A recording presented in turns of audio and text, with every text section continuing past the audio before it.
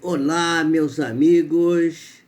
Vamos a mais um estudo aqui para o nosso canal da Doutrina Espírita. Hoje é segunda-feira, é dia do nosso estudo de Doutrina Espírita. Então nós vamos hoje fazer um estudo sobre a intimidade do ser.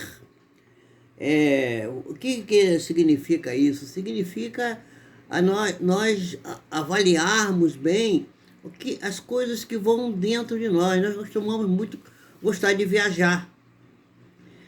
E a gente está muito sem viajar agora, né? Porque agora não está dando para viajar.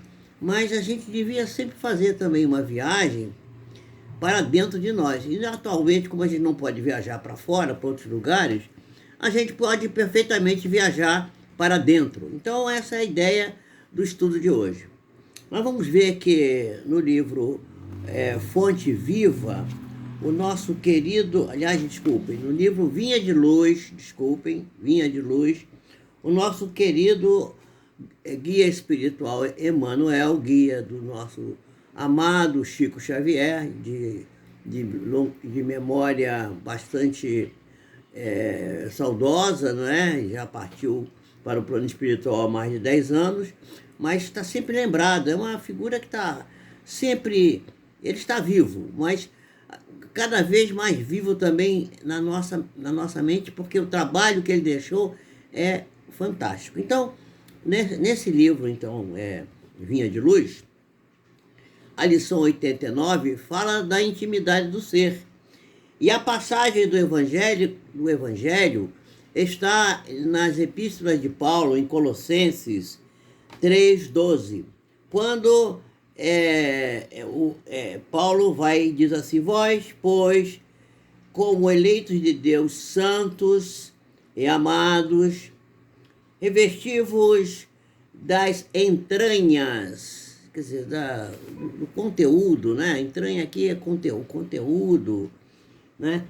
De misericórdia, de benignidade, de humildade, de mansidão e longanimidade. Longanimidade, para quem não sabe, é aquele atributo que nos dá bondade, compreensão, entendimento, né? Aquela pessoa que sempre está entendendo as coisas.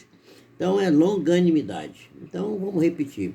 Vós, pois, como eleitos de Deus, santos, amados, revesti-vos das entranhas da misericórdia, de benignidade, humildade, mansidão, longanimidade. Paulo, Colossenses, capítulo 3, versículo 12. Então, Emmanuel vai dizer assim, que indubitavelmente, quer dizer, sem dúvida alguma, né, não basta apreciar os sentimentos sublimes que o cristianismo nos inspira. É indispensável que nós nos revistamos, não é, desses ensinamentos, que nós possamos realmente vivenciar esses ensinamentos. O apóstolo não está se referindo a raciocínio, ele fala, sim, de profundidades, quer dizer, das coisas profundas, do eu, lá da nossa profundidade mais profunda, digamos assim. O problema, então, não é de pura cerebração, é de intimidade do ser. A intimidade do ser é que é importante.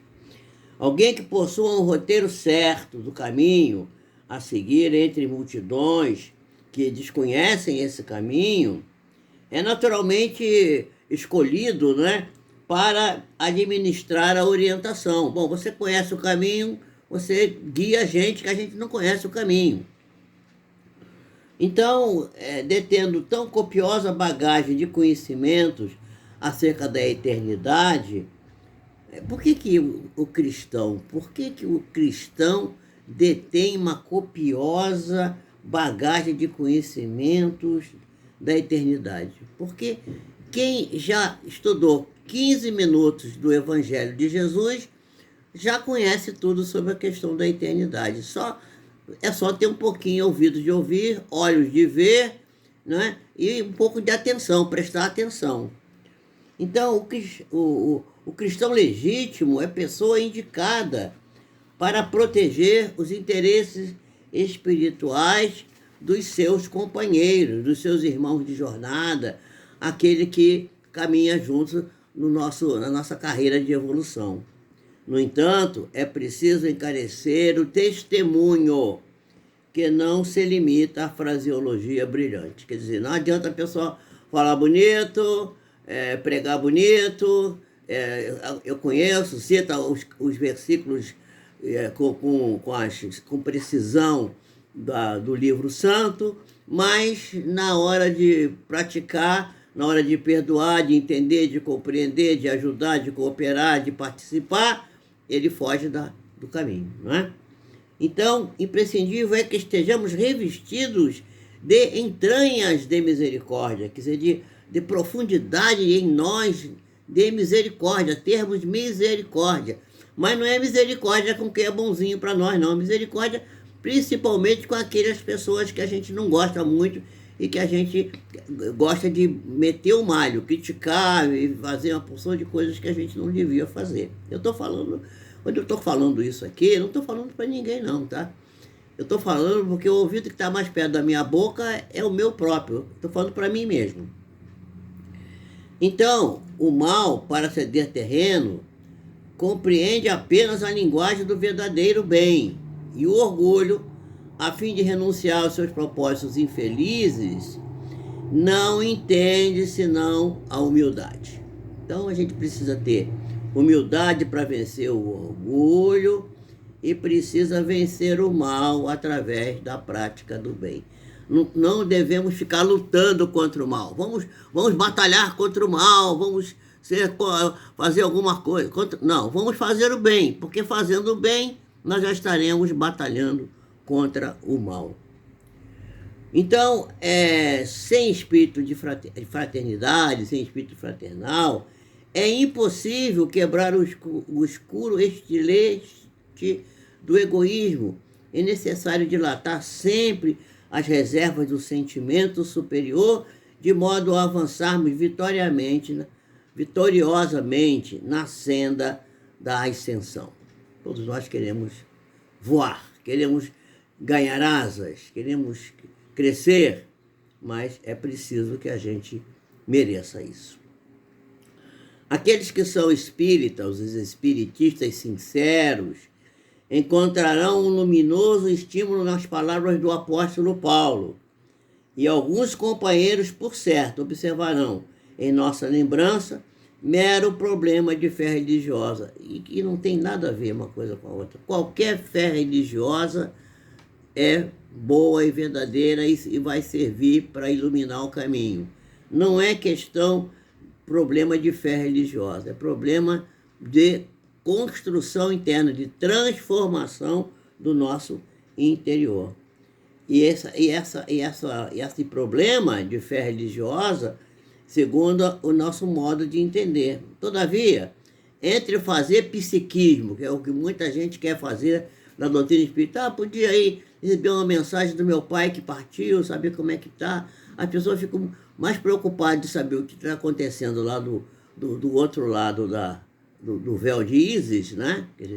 Como diz o autor do livro da mediunidade, quer dizer, o outro lado da vida, do que realmente transformar a sua atual vida para que a sua vida futura seja cheia, recheada de bênçãos e de vitórias. Então, a gente não é problema puramente de fé religiosa, segundo o nosso entendimento. Então, fazer psiquismo por alguns dias e solucionar questões para a vida eterna, questões que às vezes vêm se arrastando de longa data. Nós trazemos problemas de outras encarnações que precisamos resolver. Há sempre uma considerável diferença. Bom, essa é a lição que o Emmanuel traz do apóstolo Paulo no livro Vinha de Luz. E nós vamos dar sequência fazendo o nosso estudo agora, que vai completar, aquele trabalho que está no livro Estude e Viva.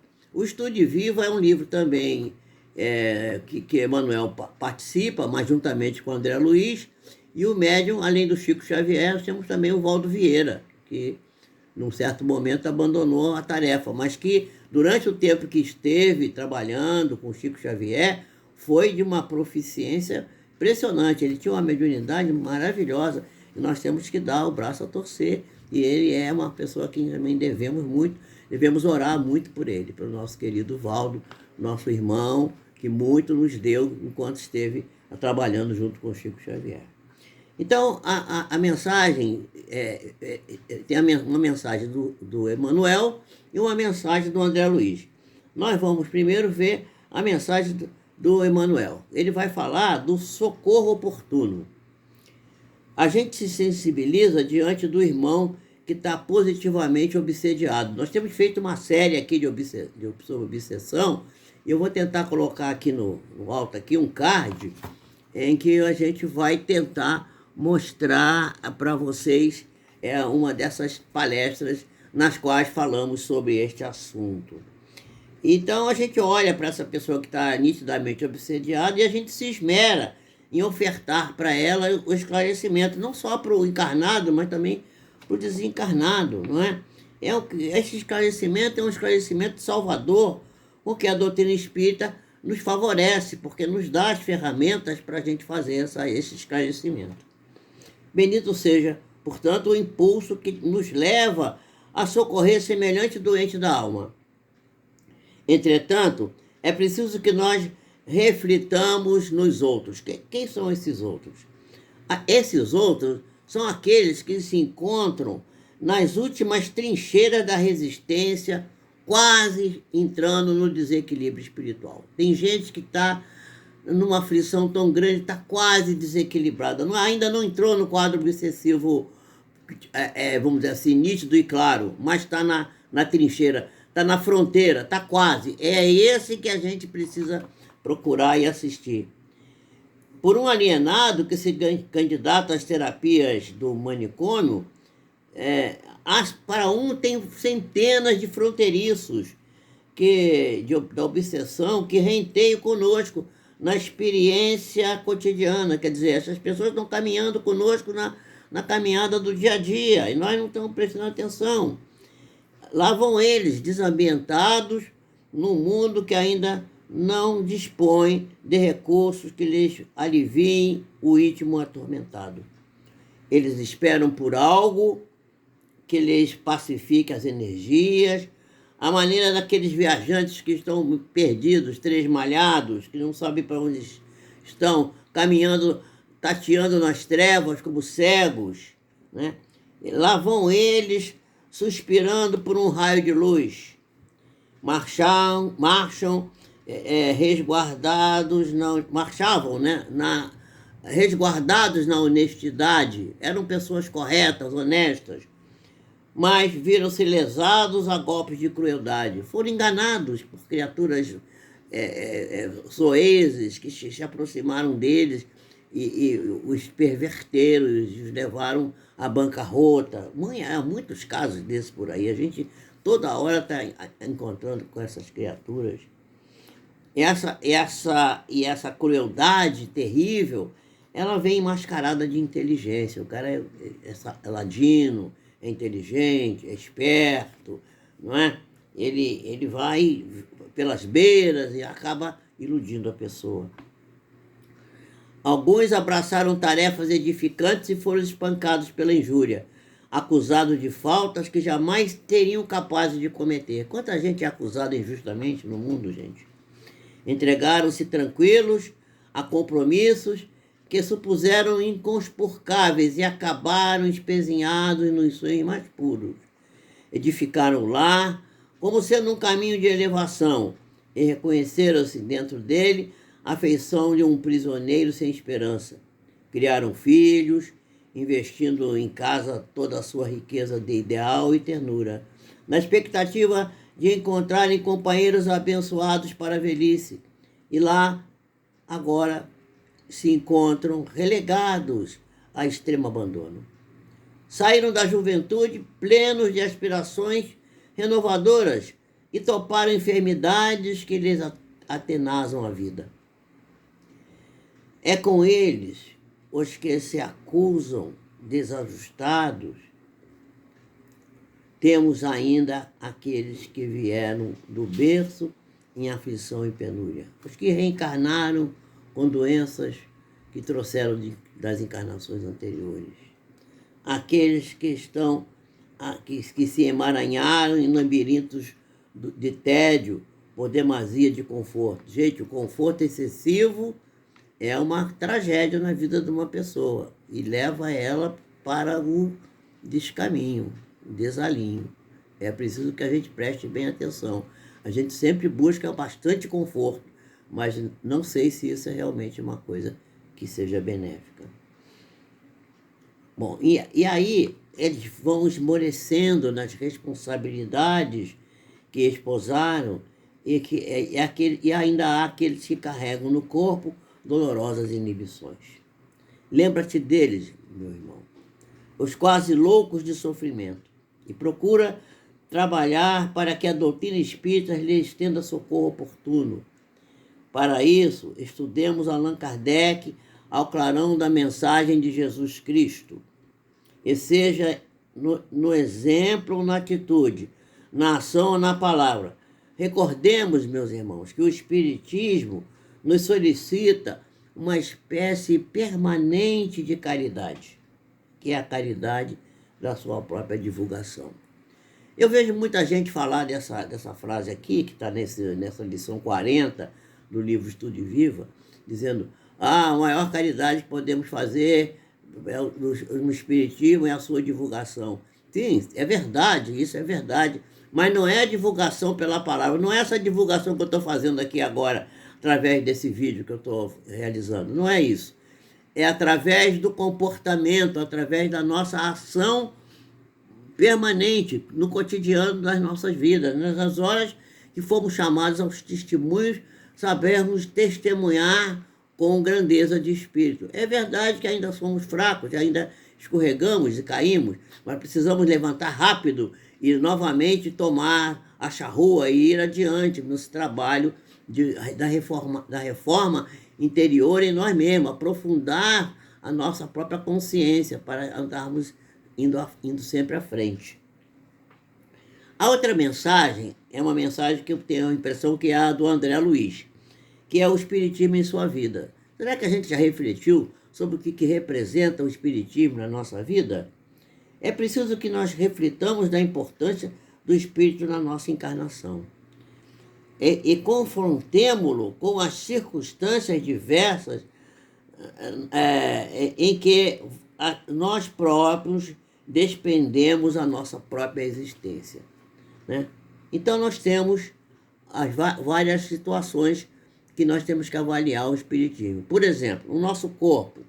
O nosso corpo é um engenho vivo que recebe com os tributos da hereditariedade fisiológica, em caráter de obrigatoriedade, para transitar no planeta por tempo variável. Máquina essa que funciona tal qual o estado vibratório da nossa mente. Paremos para refletir nisso. O nosso corpo vai funcionar de acordo com como funciona a nossa mente. Se a nossa mente for sadia, nosso corpo será sadio. Se a nossa mente for doentia, nosso corpo adoecerá. Isso é importante. A mente é a causa da doença, é a causa da saúde. Tenhamos convicção disso. A família. Falamos do corpo, agora vamos ver a família. A família é o grupo consanguíneo ao qual, forçosamente, nós nos vinculamos por remanescentes do pretérito ou em posições de afinidade com vistas ao burilamento pessoal. Quer dizer, a família é uma ferramenta para que nós aprendamos a ter humildade, respeito, tranquilidade e distribuir a paz. E muita gente encontra na família um inferno, quando ela deveria ser o céu. A profissão. A nossa profissão também se precisa avaliar, porque o quadro de atividades que nos constrange as energias, a repetição diária das mesmas operações de trabalho, quer dizer, aquilo que fazemos cotidianamente, expressando aprendizado compulsório, seja para recapitular experiências imperfeitas do passado, ou para a aquisição de competência, para que possamos melhorar, aprender nos aperfeiçoar para o futuro. As provas às quais nos submetemos. As provas são lições retardadas que nós mesmos acumulamos no caminho, através dos erros, dos nossos equívocos, né? Dos erros das nossas ações impensadas, ou mesmo conscientes, em vidas transatas, em reencarnações transatas, e que somos compelidos agora a rememorar e reaprender. Essas são as provas. As provas são lições, são testemunhos, são provas, né? Para a gente provar para a gente mesmo se a gente já está melhor ou não. A doença. A doença é uma coisa que as pessoas têm pavor, têm dois grandes pavores, a morte e a doença. A doença é um problema que carregamos conosco, criados por quê? Pelos nossos vícios de outras épocas, ou abusos agora, recentes. A gente come pimenta, aí fica com gastrite, não é? Fica com colite, fica passando mal. Né? O André Luiz desencarnou e foi chamado de suicida, porque ele bebia e comia coisas indevidas. Acabou desenvolvendo um câncer intestinal. Ele disse, não, mas eu morri de câncer, eu fui sofrer várias cirurgias. Pois é, mas foi suicídio. Foi um suicídio lento. Você foi, a sua mente também, a sua intolerância, a sua maneira pouco suave de lidar com os outros, foi causando isso em você. As decepções. As decepções são necessárias, são os cortes. Uma decepção corta o nosso barato, né? Tira, a gente tem uma decepção, a gente fica mal. Então, são os cortes necessários em nossas fantasias, provocadas pelos nossos excessos, dos quais ninguém pode fugir. As inibições. As inibições são os embaraços que são gerados pelo comportamento que adotamos ontem, que hoje nos cabe suportar num esforço reeducativo. O problema não é de educação, o problema é de reeducação.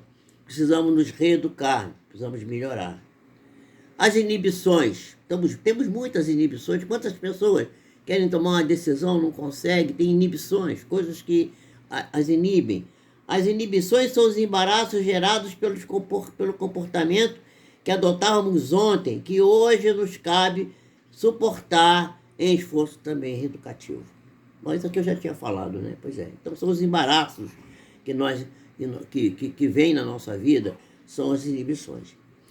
Bom, o meio social nos dá a condição, de acordo com o nosso merecimento, que nos facilita ou nos dificulta as nossas realizações. Então, a condição que nós recebemos nessa encarnação é conforme os débitos e os créditos que nós adquirimos no passado. Segundo, é fácil agora, depois dessa leitura e dessa análise, fica fácil a gente concluir que todas as situações da existência humana são deveres a que nos obrigamos sob impositivos de regeneração ou progresso.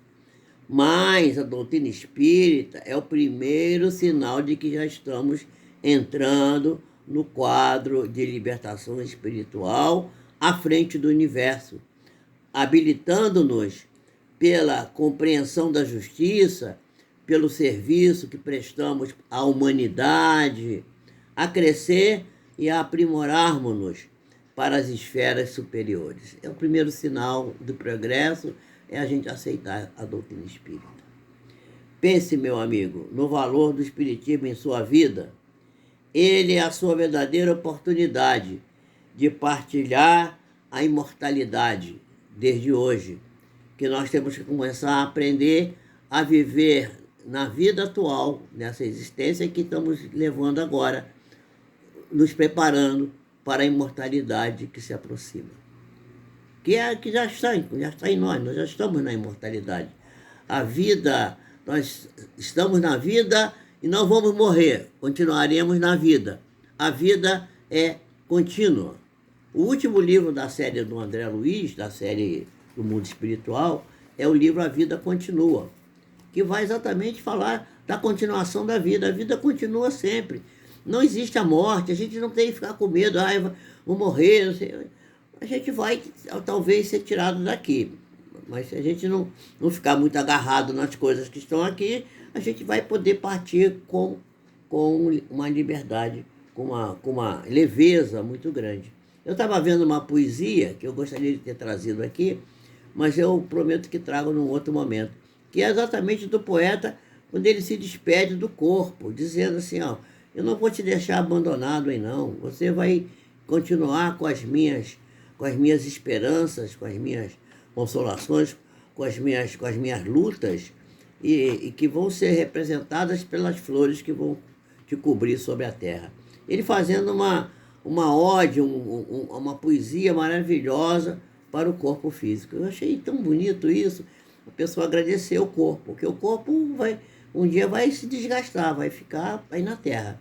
Mas nós vamos voar daqui, vamos sair, ou não, né? Vamos ficar nos rastejando também, não sei. Vai depender muito da maneira que a gente encara as coisas.